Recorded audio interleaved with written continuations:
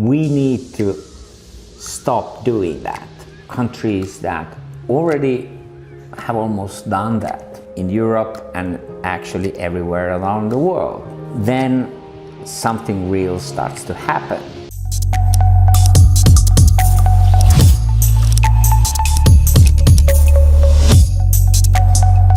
Hi, here is Markku Wilenius, your traveling futurist. Did you know that Costa Rica and Uruguay producing almost all its electricity by green sources? This and other astounding facts are there when we are looking at what is happening with renewable energies around the world. All in all, we know the situation, which is a bit dire because still some 80% of all our energy comes from the fossil fuels. And we know that we need to stop doing that as soon as possible. The Intergovernmental Panel on Climate Change has said that we have to get down this using of fossil fuels, because if we're not doing that, there is no way we can deal with the whole issue of climate change. We are seeing a lot of actions around the world because of the situation and because there is a lot of knowledge about what should be done. For instance, European Union has put a target of reducing 55% of greenhouse gas emissions on this decade. China is also progressing there, and they want to have at least 25% of the electricity being produced with renewables. And this should happen already, at least by 2030, but even before that, which is actually now looks like it's a doable target. But if you look at the real vanguards, the countries that already have almost done that, then we need to look at the Nordic countries, particularly those of Norway, Denmark, and Iceland. Norway is fully recharged every day by renewables, and this means they get their electricity from hydropower and from wind. Iceland is very good at using geothermal sources that comprises most of each energy consumption. Denmark is very good in wind energy, and even Sweden is producing 55% of its energy by and through renewable sources. So these are the type of the numbers that we're looking for happening everywhere in Europe and actually everywhere around the world, because this is something that is needed. Maybe we can't get to the top 100%, but if we get even closer to the 50%, then something real starts to happen when it comes to the emissions. Even though we cannot solve the problem of climate change by changing our energy system is the one that shows the way how we need to deal with this problem, because then infrastructure, agriculture has to follow from there. And ultimately, of course, we also need to sequestrate a lot of carbon. But energy sector is crucial. Energy has always been defining factor for humanity's progress, because even before the times of industrial revolution, energy was the key determinant. By that time, it was the energy that was produced only to the extent the nation somehow survived. And of course, this is not the way you actually develop societies, not at least in the modern way. So the moment there came a steam power and later electricity and fossil fuels and so forth, that was the moment when we sort of ramp up our possibility to build the society. So energy has always been quintessential part of that. Now when we are moving towards renewable decentralized energy system. When we are pushing that, we are also pushing societies to change, actually to transform. And that is the reflection that the energy systems gives us.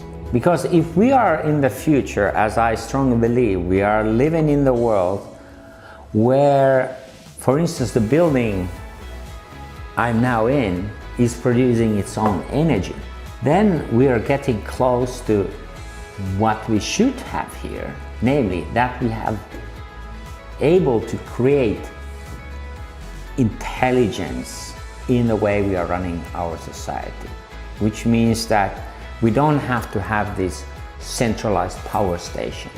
Each of our unit has a power station of its own, and energy is abundant everywhere. This is the future. This is the only future that we can have, but we're still very much building the road to that type of the future, and there is a lot of miles to do. But even so, we can even now see that there are already a lot of countries that are working to get towards that type of the energy mix where renewables are essential part of. Actually, when we look at the last 20 years, it is not only that these small Nordic countries or small South American countries have moved on, but also the big giants like the United States and China and UK. All of them has actually produced a huge amount of capacity. UK has a tremendous amount of the wind energy that comes from its offshore stations. China is the #1 producer of solar energy system in this world. It has gained that position actually not too long ago.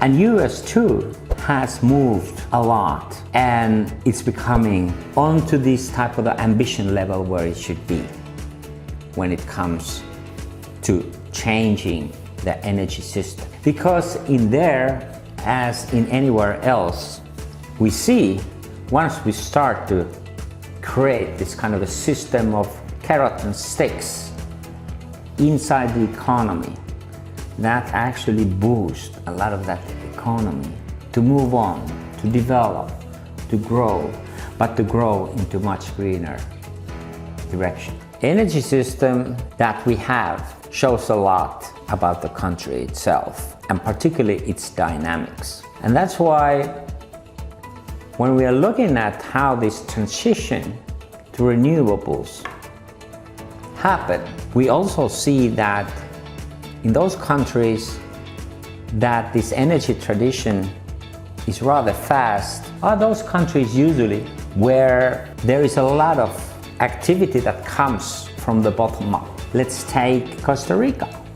Costa Rica is a country in terms of electricity, they are almost there to produce all of their electricity via renewables. And this has happened because the country is democratic, it is able to attract foreign investments, and the people inside the country are reasonably well educated. All of this contributes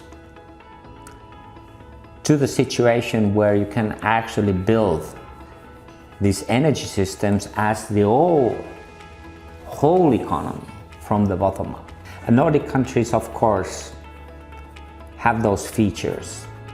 And that's why also all of them, also including my country, Finland, have progressed rather fast in their ambition to create a new energy system, to cut down the greenhouse gases, and to build a very different type of economy that is supported by this new type of the energy system. So what can we learn from this?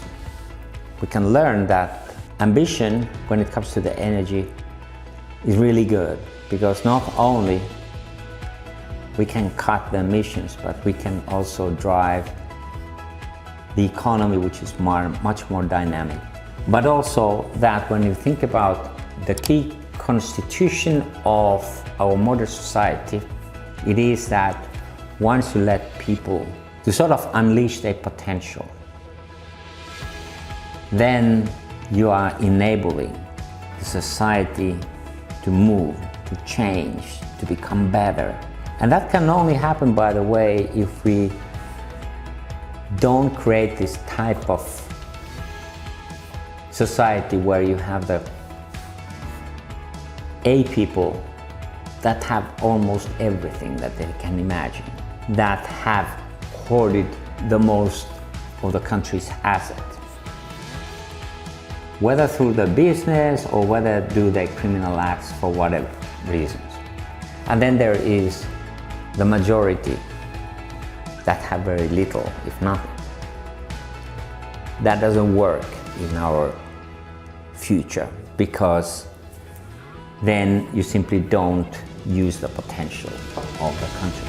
And this is very much true in our energy system. If you look at those countries that have miserably failed to develop and recreate their energy systems, you are going to see those countries that are very authoritarian, chaotic, countries like Venezuela and many others, unfortunately many African countries too, that are in their very backward position because they are not really functional societies and functional democracies. Energy system is a key constituency for any country, and renewable energy systems help the countries to transform into much more dynamic, much more better, much more serving, much more well-being societies.